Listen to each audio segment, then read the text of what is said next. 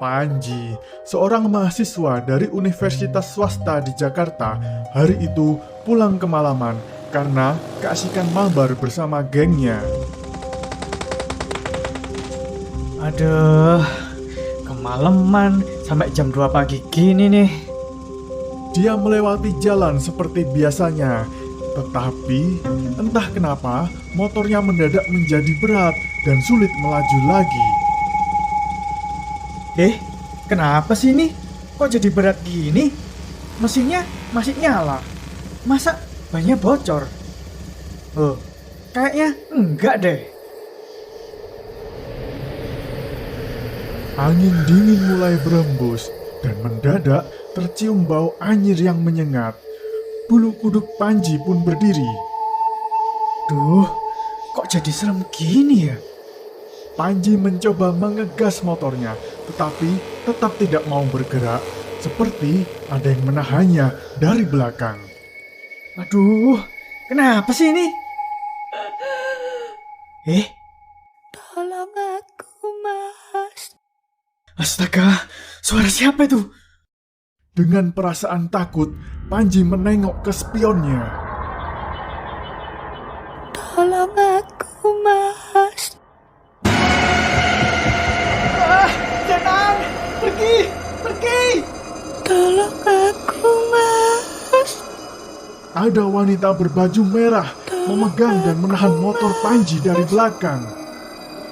Panji mencoba mengegas motornya kembali, tetapi sia-sia.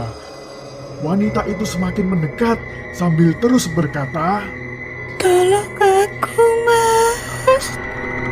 Pergi! Jangan ganggu aku! Tiba-tiba dari arah belakang ada truk barang yang mengklakson Panji. Hantu berbaju merah itu pun mendadak lenyap. Stop!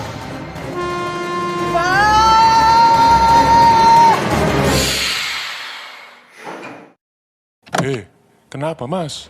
Mogok. Kalau mogok yuk minggir. Jangan di tengah jalan.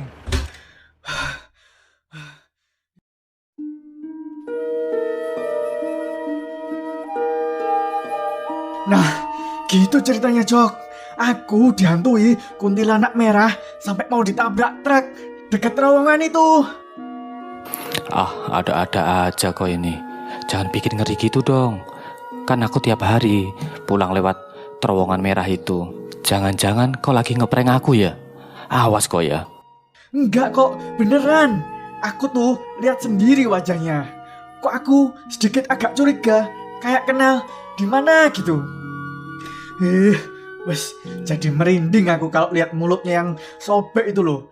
Kayak ada tangan-tangan kecil mencakarnya, bikin dia sulit bicara gitu. Aduh. Udahlah, mabar aja yuk.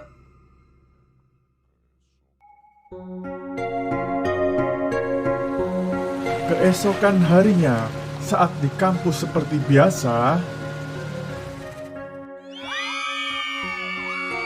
Jeffrey. Halo, Jeffrey. Ada Jeffrey. Lihat itu si Jeffrey, anaknya Pak Rektor. Mulai petentang-petenteng lagi dia di kampus. Dasar cowok brengsek dia itu. Kenapa sih, Jok? Kamu itulah mesti negatif thinking sama si Jeffrey itu. Kamu ngiri ya sama dia karena banyak cewek yang deketin dia, ya kan? Ya enggak lah, karena memang dia itu brengsek kok. Banyak yang cerita kalau dia suka mainin cewek itu. Ada itu Riri, Ria, Jenny, juga Sisin. Sudahlah, emang brengsek dia itu. Hasya. Kok si Joko tahu banyak ya cewek-cewek yang dibrengsekin sama si Jeffrey? Julid bener dia sampai tahu segitu banyaknya. hari itu Panji pulang kemalaman lagi sambil melamun memikirkan perkataan Joko yang aneh. Karena melamun, secara tak sadar Panji melewati jalan seperti kemarin malam dan sudah mendekati ke terowongan merah itu lagi. Aduh, kebablasan nih. Mending muter cari jalan lain aja deh. Jadi takut kalau kejadian kayak kemarin lagi. Cek belakang. Aman, pas sepi. Langsung putar balik ah.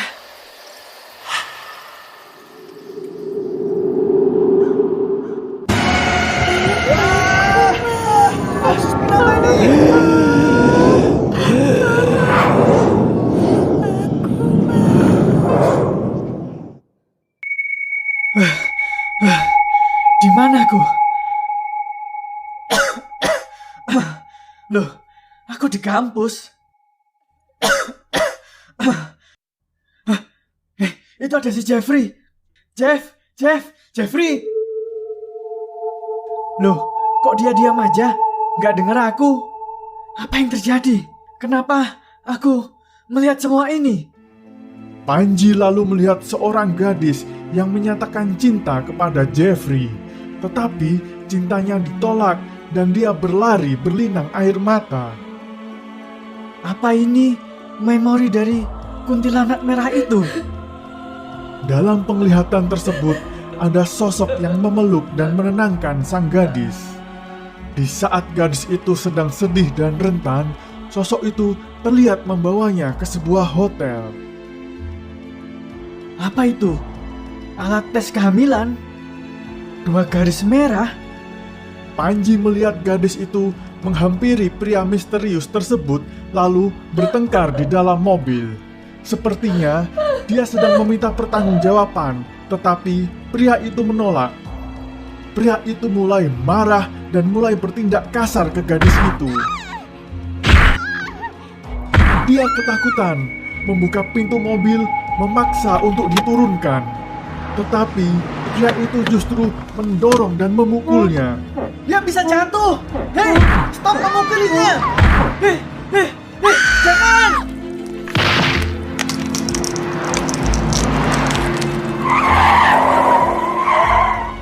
Gadis itu pun mati terlindas ban mobil. Mayat gadis itu lalu diseret dan dikubur di bawah pohon besar dekat terowongan.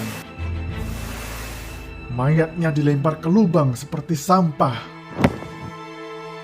Sebuah dompet terlihat jatuh saat dia mengubur mayat itu. Baju putihnya terlihat berubah menjadi merah karena darah. Benar-benar manusia biadab. Siapa dia sebenarnya? Hah? Joko? Itu Joko? Makanya benci bener dia sama si Jeffrey.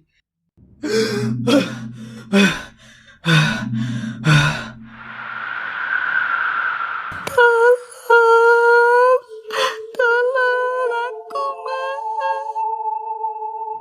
Panji bergegas menaiki motornya menuju ke kantor polisi. Ketika melaporkan mimpinya, dia dianggap gila. Tapi Panji meyakinkan mereka untuk menggali di tempat sesuai mimpinya. Dan benar, di sana ditemukan bukti-bukti berupa mayat dan dompet Joko ada di sana. Polisi pun akhirnya menangkap Joko yang tak lain adalah teman Panji sendiri. Panji lalu mengetahui bahwa gadis itu bernama Sinta. Jasadnya kemudian dipindahkan untuk dikuburkan dengan layak. Panji turut menghadiri pemakaman Sinta walau berdiri dari jauh. Selesai berdoa, dia merasakan hawa dingin yang misterius. Tapi kali ini memancarkan ketenangan. Panji melihat ada gadis berbaju merah. Dia menoleh ke arahnya, lalu dia mendengar, Terima kasih ya, Mas. lalu perlahan menghilang di antara kerumunan orang-orang yang melayat.